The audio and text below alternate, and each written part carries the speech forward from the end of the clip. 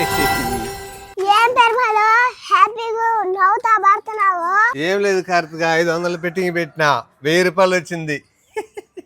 అవునా? ఎట్ట పెరుమాలదా?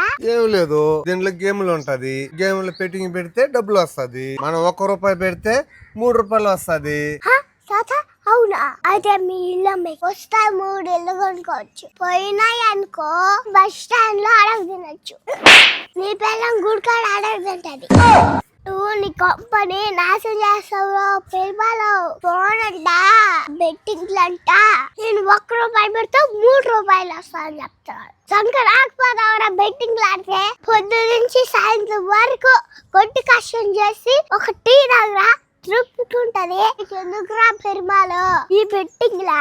వద్దు తాత, ఈ బెట్టింగ్స్ నీకొద్దు తాత.